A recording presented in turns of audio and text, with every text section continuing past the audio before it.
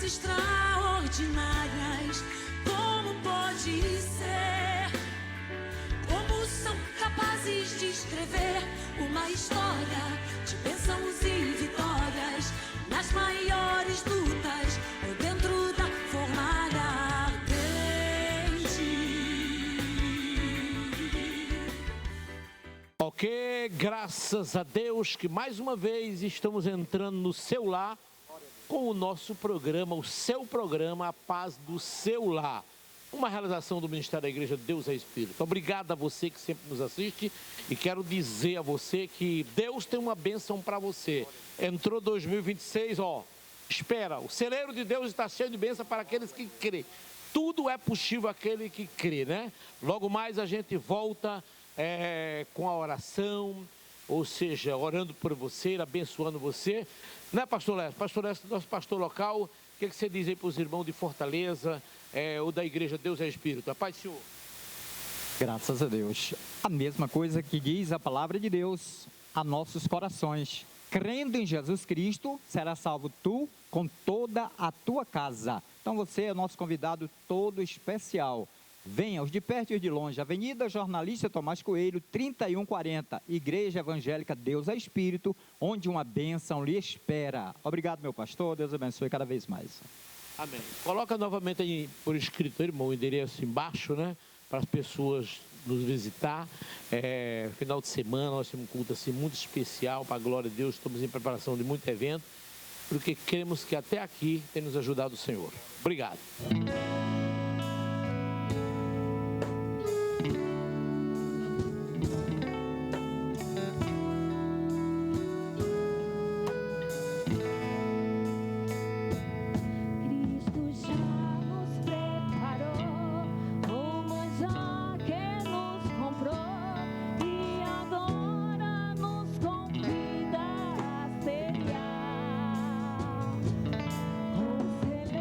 Celestial monarca.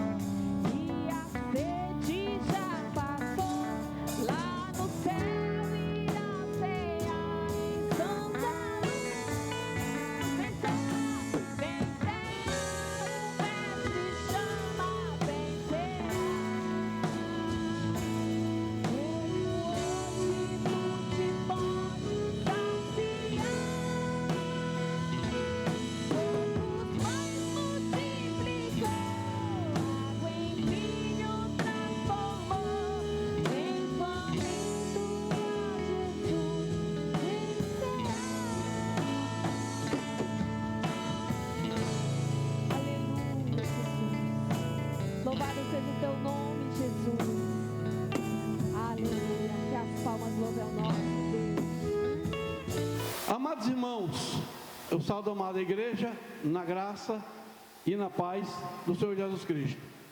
Está todo mundo vendo aquele texto ali?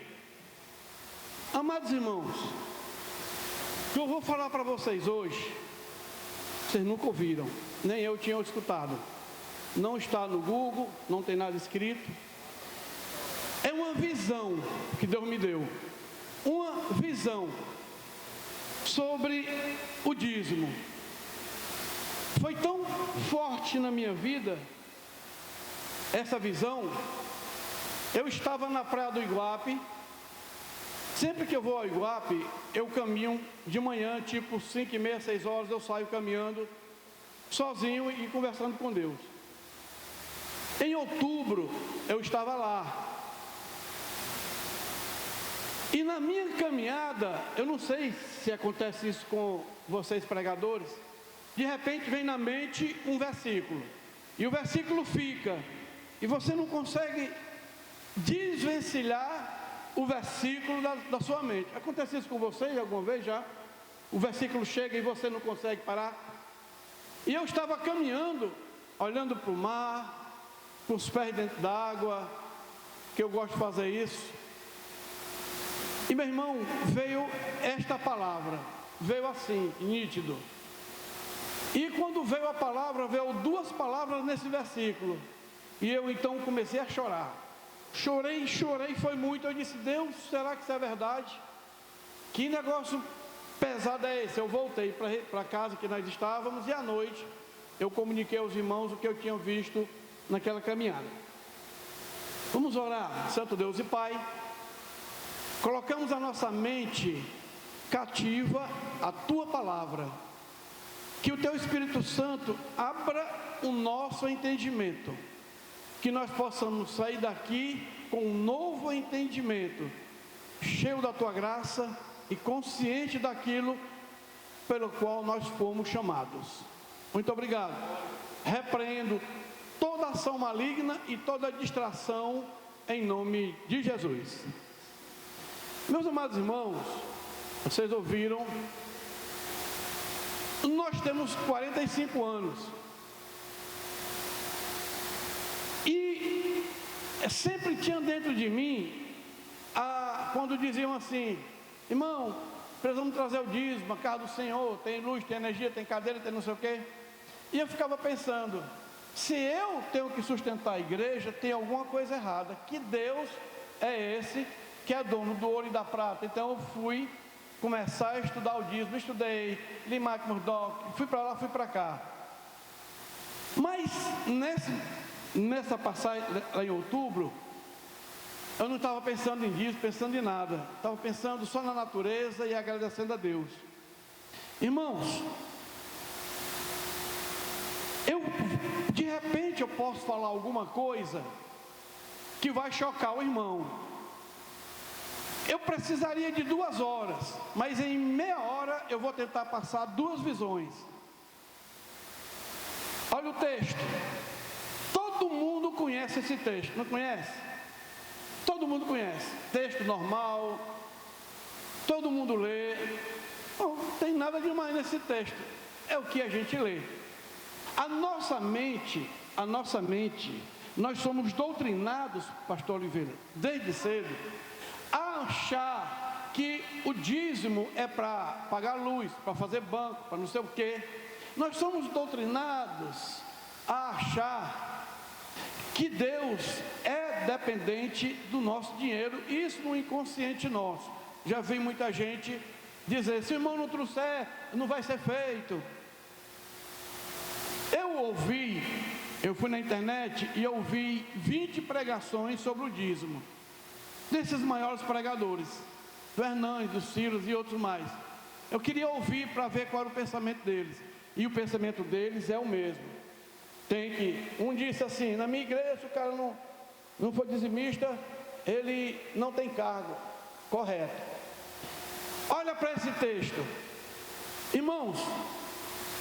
Ele diz assim: eu, o Senhor dos exércitos, se eu não abrir a janela, espera ainda, janela é a palavra, Eu fiquei pensando, por que não é porta? E por que a janela em vez de porta? Eu procurei na internet quantas vezes o que significava a palavra porta. E quantas vezes a palavra porta tinha na Bíblia? 1.200 vezes.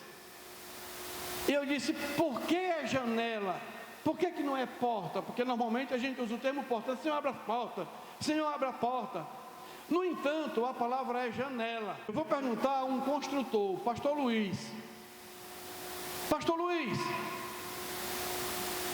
me diga, qual a diferença entre uma porta e uma janela? A porta é uma e a janela é outra. Valeu. Mas tem uma diferença primordial. Qual seria a diferença entre uma porta e uma janela dentro desse contexto? A janela é porque uma janela é uma janela e uma porta é uma porta. Certo. Janela é janela, a porta é a porta. Tudo bem. Mas essa foi boa mesmo. Mas tem uma diferença. Por que ele usou o termo janela? Minha questão é por que ele usou o termo janela e não porta? Pastor Antônio, você já construiu muita igreja e tem casa também. Qual seria a diferença entre a porta e a janela? A janela é menor e a porta é maior. Passa algo mais. Pronto. A porta é grande, a janela é pequena. Está vendo? A gente não percebeu nesta palavra a força que ela tem. A janela, a principal diferença entre a janela e a porta é porque a porta eu abro por fora e abro por dentro. Eu entro assim. E a janela, ela só abre por dentro. Vai começar a pensar comigo. Irmãos, a palavra está dizendo ali o seguinte: eu vou abrir a janela. A janela, só quem tem o poder de abrir a janela é o dono da residência. É o cara que está por dentro. Ninguém abre janela por fora. Correto? Aí eu disse, espera ainda, tem uma coisa aí que eu preciso compreender. Então ele disse, eu vou abrir a janela. Eu fui na internet e procurei quantas vezes a palavra janela aparece na Bíblia. Sabe quantas vezes a palavra janela aparece na Bíblia? 3 vezes. Enquanto a palavra porta aparece 1.200 vezes. 3 vezes eu preciso de algo mais substancial para que eu possa entender isso. A palavra janela aparece uma vez em Gênesis, quando ele abre as janelas para derramar as águas, porque ele é o dono do universo. Só ele poderia fazer isso. A segunda palavra que aparece na Bíblia, que fala de janela, é em Mateus 22, que ele diz assim: os olhos é a janela da alma. Por que os olhos é a janela da alma? Porque só eu posso controlar o que olho. Ninguém pode controlar o que eu olho. Portanto, é algo que só eu posso fazer. A janela da alma. Se tua janela for boa, teu corpo está bem. Se tua janela for mal, teu corpo está mal. Então ninguém, nem pastor, nem esposa, nem pai, nem filho, pode controlar o que entra pela minha janela, porque eu sou o dono, eu estou por dentro. Aí vem a terceira palavra para a janela, Malaquias 3:10. Irmãos, aí ele fez o seguinte: eu vou abrir a janela e eu vou do céu e vou derramar sobre vós uma bênção. Em algumas traduções está escrito sem medida, uma bênção sem medida. Em outras traduções tem uma bênção tal. Tal é quando a gente não consegue traduzir a palavra. Deus amou o mundo de tal maneira, não dá para traduzir. Olhe o que ele disse: eu vou abrir a janela, e nessa janela, lá na janela, do lado de dentro, tem o que, irmãos? Tem o que, Rilene? Tem o que? Bênção. Bênçãos, tem bênção. Espera aí. Dentro da janela está está assim de bênçãos retidas, esperando um momento de derramar. Quando a gente fala de bênçãos, a nossa mente, nós somos doutrinados a imaginar que bênção é dinheiro. A nossa mente pensa assim: se eu der o dízimo, amanhã Deus paga o meu cartão de crédito, paga a minha dívida. Se eu não der o dízimo, Deus não vai pagar minhas contas. Ou seja, quando a gente fala de dízimo, a gente pensa em dinheiro. Quando a gente fala de bênção, a gente relaciona esta palavra a dinheiro. Ou seja, Deus vai solucionar o meu problema mediante eu dar o dízimo. Mas veja como não tem nada a ver uma coisa com a outra. Vamos lá. Eu pesquisei sobre a palavra bênção. A palavra bênção, ela pode ser verbo, pode ser adjetivo e pode ser substantivo. Ela aparece 8.000 vezes na Bíblia. São 8.000 bênçãos e mais outros versículos. Eu disse: espera ainda. As pessoas costumam dizer assim: Deus abençoou o irmão foi abençoado, ou como Deus é bom, Deus abençoou o irmão. Vamos compreender isso aqui. Tem uma janela, e ele disse: eu vou abrir a janela, mas eu só vou abrir a janela mediante uma atitude humana. Qual é a atitude humana que abre a janela? É o dízimo. Pastor Liel, eu não sou dizimista, mas eu sou cara de oração, pedindo para Deus me abençoar. Partindo desse princípio, Deus vai abençoar? O dízimo Vai abençoar? vai. Não, porque ele está dizendo, ele só pode abençoar se eu der o dízimo. Vamos ler o texto. Espera ainda, vamos ler o texto. Eu quero ser bem devagar, porque não é fácil de compreender. Trazei todos os dias uma casa do tesouro, para que haja mantimento. E depois que você trouxer, está aqui, eu trouxe. Só que a palavra mantimento, no grego, não é dinheiro. Porque quando ele se refere a mantimento, ele se refere a uma tribo que não trabalhava, que não tinha herança, que não plantava. Logo, essa tribo, ela tinha intimidade com Deus. Intimidade com Deus, pega a palavra. Mas essa tribo só podia sobreviver se alguém mantivesse eles. E era com mantimento. Tinha dinheiro? Também tinha. Mas ele disse: traga para mim. Porque se você trouxer, eu vou abrir a janela. Irmãos, Deus, o que é graça? Graça é o favor imerecido de Deus. Tá certo? Nós fomos salvos pela graça de Deus. E bênção é favor de Deus imerecido. Irmãos, todos os versículos que tem a palavra bênção, ele está atrelado a uma condição de obediência. Todo versículo que tem a palavra bênção, ele está atrelado a uma atitude humana. Por exemplo, Deuteronômio 28, do versículo 1 ao versículo 14, ele diz: se, a palavra se em português, se, talvez, é preposição. A gente tem que entender um pouquinho de português para compreender a Bíblia.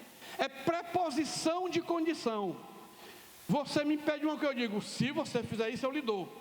O se, ele faz a ligação entre o sujeito da primeira frase e a ação do sujeito da segunda. Deuteronômio 28, de 1 a 14, ele vai dizer: se ouvires a voz do Senhor atentamente para cumprir tudo quanto está escrito, bendito será, bendito será, bendito será. Do versículo 16 ao 64, maldito serás, maldito será. Do 16 ao 64, maldito será, maldito será. Voltando para a palavra bênção. Deus disse assim: se vocês trouxerem o dízimo para manter os caras que têm intimidade comigo, eu vou fazer isso. Eu vou abrir uma janela que ela está por dentro do ferrolho. Mas quem comanda esse ferrolho é Deus ou sou eu? É Deus que ele está por dentro. Sim, mas ele só abre se eu trouxer o dízimo. O mando de abertura está em quem? Nele ou em mim? Está em mim, está em nós. Eu quero que você entenda bem direitinho. Deus não abençoa ninguém sem que esse alguém não tenha feito alguma coisa pré. Vamos entender uma coisa, olha esse versículo aqui.